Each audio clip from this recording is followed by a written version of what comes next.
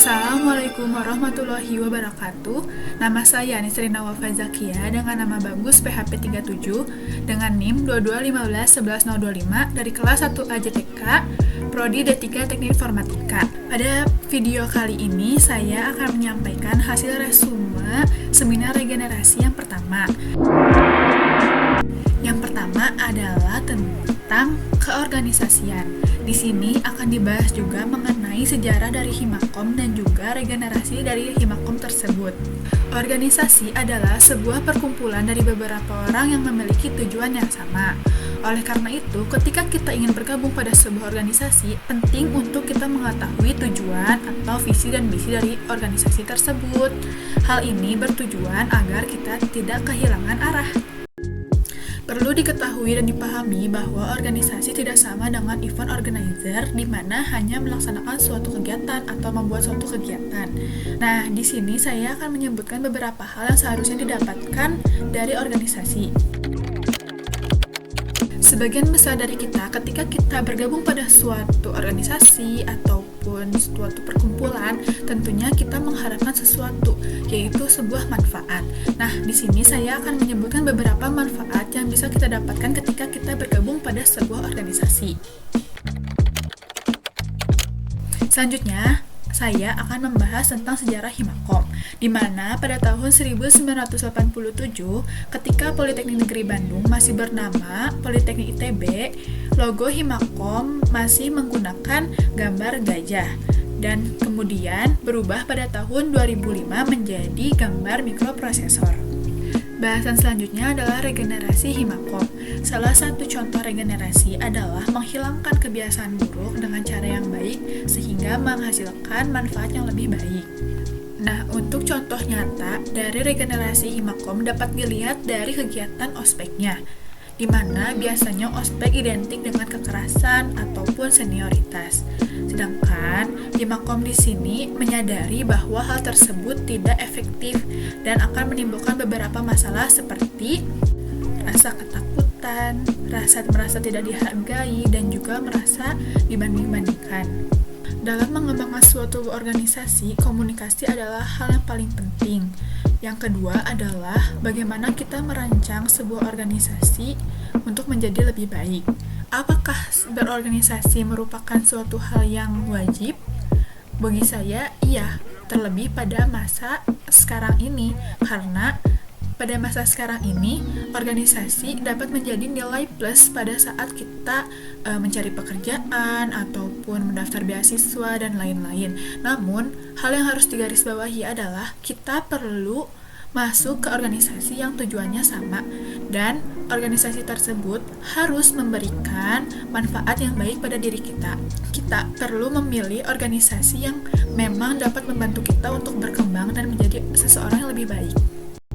Yang kedua, akan dibahas mengenai badan legislatif yaitu MPA dan juga badan eksekutifnya.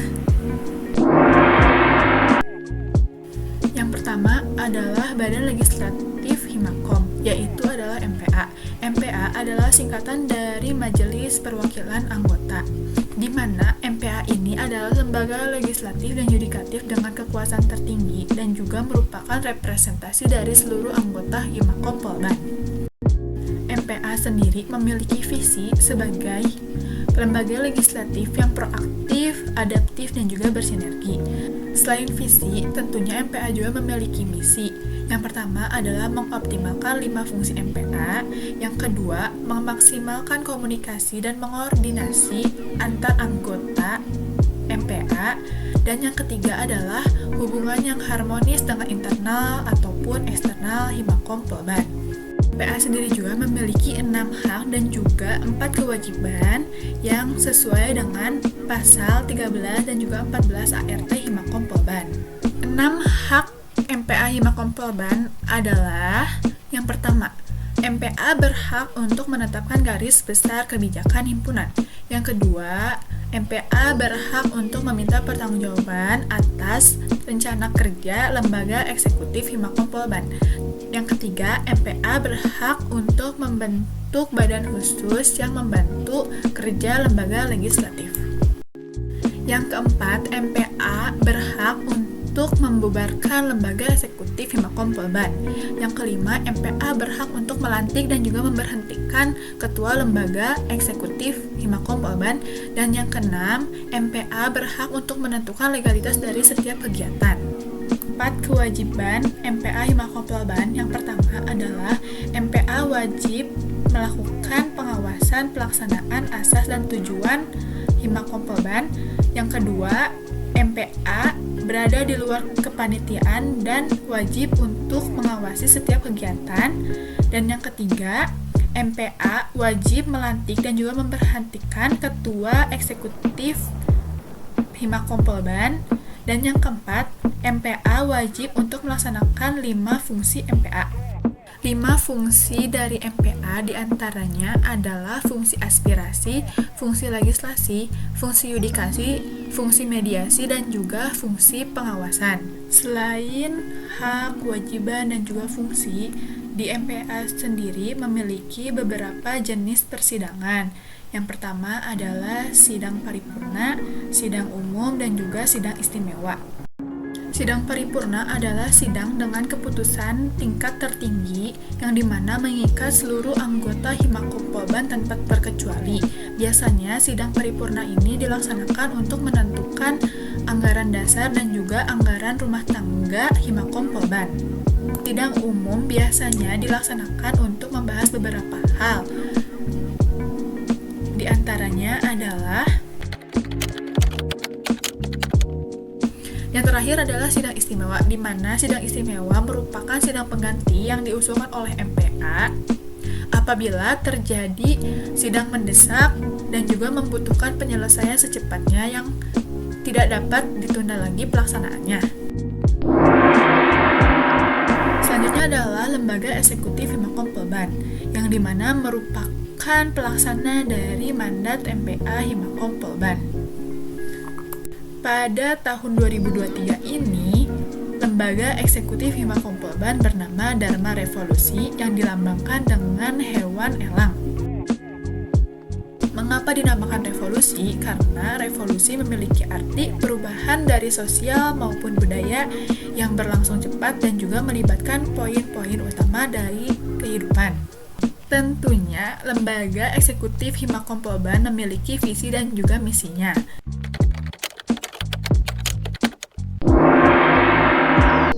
Yang ketiga akan membahas tentang birokrasi yang terbagi menjadi birokrasi adkes, birokrasi keuangan, dan juga birokrasi sertifikat. Yang pertama adalah birokrasi adkes, di mana adkes memiliki tugas dalam mengatur administrasi dan juga berfokus pada persuratan. Terdapat beberapa jenis surat yang ditangani oleh adkes, di antaranya adalah dalam pengurusan administrasi ataupun persyaratan. Tentunya terdapat beberapa hal yang perlu diperhatikan.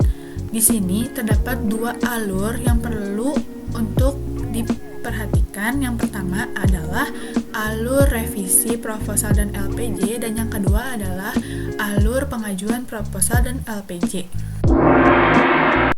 Selanjutnya adalah birokrasi keuangan. Birokrasi keuangan salah satu tugasnya adalah menyusun atau merancang RAB.